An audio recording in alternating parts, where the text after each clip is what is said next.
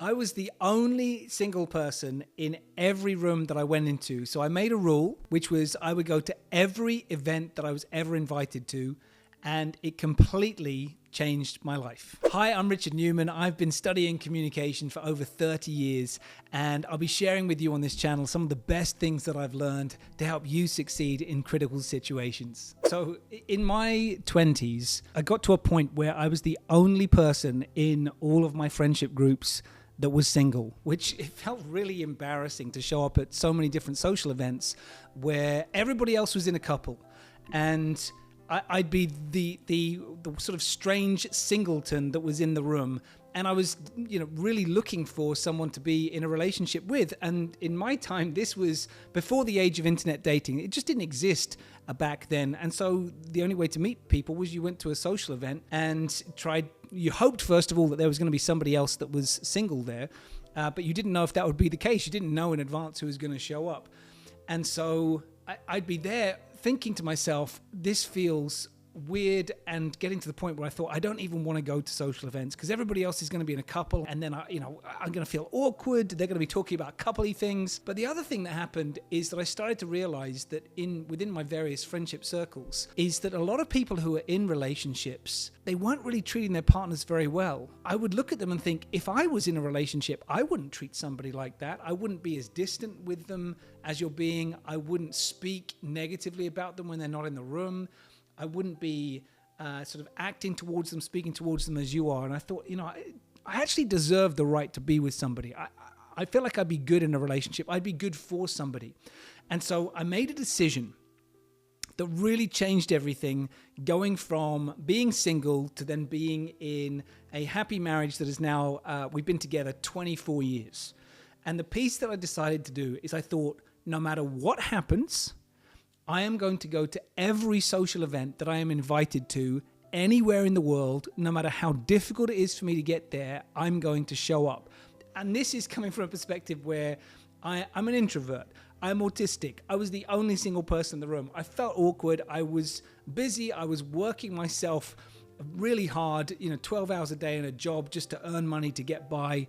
And I decided that this is what I had to do, because if I made this decision, that it would mean I would actually have the opportunity to go out and meet more people and also grow who I was as a human being. At the same time, I also wrote a list. And this is a key part. I wrote a list of 100 things that would describe my ideal partner. So I wasn't going into every room just desperate to meet anybody. This is 100 things that would describe my ideal partner spiritually, emotionally, physically, everything. And, some people write a list of 3 things. So they go, well, I want them to look like this and sound like this and do this. And that wasn't enough for me. I said, no, get really specific. What's 100 things that would absolutely describe my ideal person? And I've tried this with other people since then. And they've said, oh, but everyone's going to write down the same thing. They want, tall, dark, handsome, rich or something if they're looking for a man. I've done this with female friends. And I've said, no, write your list. And I guarantee that your list is different to every other person's, because, we're all primed and set up through life based on a set of circumstances that lead us towards, this is who I want to be with. And so I wrote this list of 100 things that would describe my perfect person. I then boiled that down to the top 10 that were absolutely critical, and 5 things that I didn't want as well. And then what was I going to do to meet this person? And part of that was going to be, I will go to every single event that I get invited to socially to make sure that I can eventually meet this person. And being empowered by that sense of I'll go to every event just meant it was easy. I didn't have to say, well, it's kind of expensive and it's a long way and I'm going to be tired that day. I just said yes.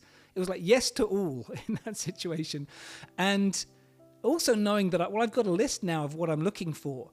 I went with an added sense of confidence, thinking I don't need to desperately go up and speak to every person, because actually, if they don't meet the list, I'm happy to speak to them, but I'm not trying to impress them. I'm not trying to be what they need me to be so that maybe a relationship happens here. And so this started to build my confidence, and this was going on then, I think it was about 8 months worth of making this commitment.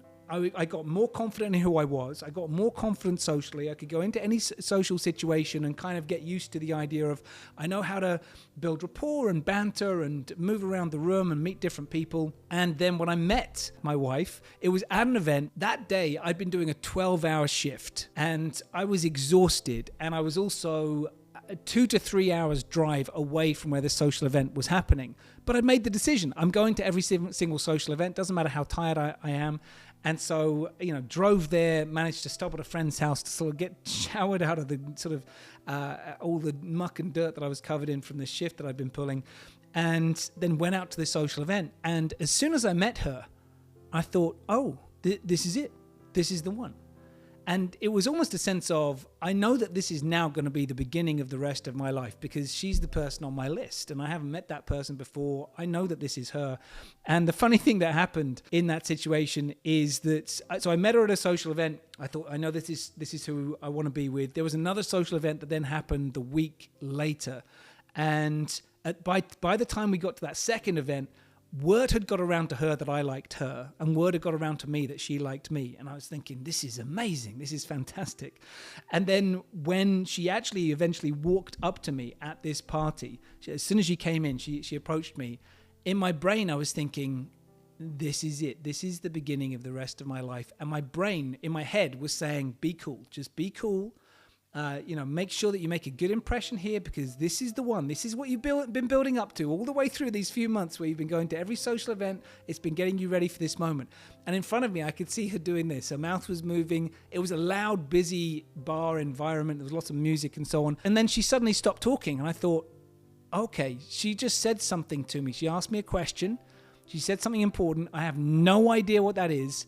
I don't want to say to her, sorry, I wasn't listening. I was too busy preparing for the rest of my life. So instead, I just said to her, yeah. And she looked at me like, you didn't listen to a word I said. And she left. And I was there thinking, come on, I've been preparing for this situation for months and I just blew it. And as it happened, somebody else then stepped in. And I went up to one of her friends and I said, look, I really like her. And she said, well, the good news is she just told me she really likes you. And so all you got to do is ask for her phone number. And she's definitely going to say yes. In the meantime, I didn't realize, but that friend, she was then going up to Gemma saying, my wife, saying, just so you know, I've just spoken to him. He really likes you. If you ask for his phone number, he'll definitely say yes. But neither of us had really said that to her. She was just matchmaking to try and get the two of us together. And so eventually when I did then walk up to her, the scene was set and things moved forward and it did move on to happily ever after.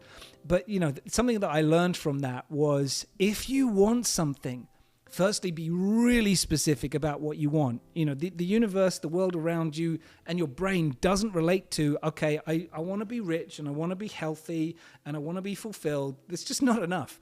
If you want something, write down 100 things about this is really what I want. This is what it looks like. This is what it sounds like. This is what it feels like. And then write down a list of this is what I definitely don't want. So your brain, the universe, your energy, it's all going away from that towards what you do want. And then think to yourself, okay, but what am I going to do about it? Lots of people talk about the law of attraction, and I think that's great. But if you just sit in your house and say, I really hope that I get to meet a hippopotamus, it's not going to happen because you need to get out there and do what is required. And so you've got to write down, well, in order for me to get this, what am I willing to do? What am I committing to in order to make that even likely to take place? And so that's what I did. I wrote down that list. And ever since, I've been really clear about that in my business, in my health. What exactly do I want? What do I definitely not want? And what am I willing to commit to doing no matter what until that thing happens? And when you make that decision, you cut off every other possibility. The other part that I like about this is I heard a long time ago, it is easier to make a decision that is 100% than it is to make a decision that is 99%. If you say, I will always go to the gym unless I don't feel like it, well, guess what? You're never going to go and you're never going to feel like it. And it won't happen 99% of the time. It'll happen 1% of the time. If you say, I'll go out to social events to meet my potential future partner, wife, girlfriend, boyfriend, whoever it is, I'll do it 100% of the time unless I don't feel like it, well, guess what? It's never going to happen because there's always an excuse. But if you say 100% of the time I'm going to do this, no matter what, then you start to shift in that direction with momentum that nobody else is going to be able to keep up with. And more things will happen for you. More good things will come into your life because you've made the decision that is the new life that I'm going to have. And so, you can apply that to any aspect of your life. Write down what you want in extraordinary detail. write down what you definitely don't want, and then write down what will I do to allow this to actually be likely to happen in my life, and commit to doing it every single day. Hey, I'm Richard Newman. I've been studying communication for over 30 years. I've written a couple of books on this and published my own unique research on behavioral science. And if that's your kind of thing, if you love body language, communication, storytelling, then do follow, subscribe, and I'd love to hear what you think about this video so we can keep on making great content for you.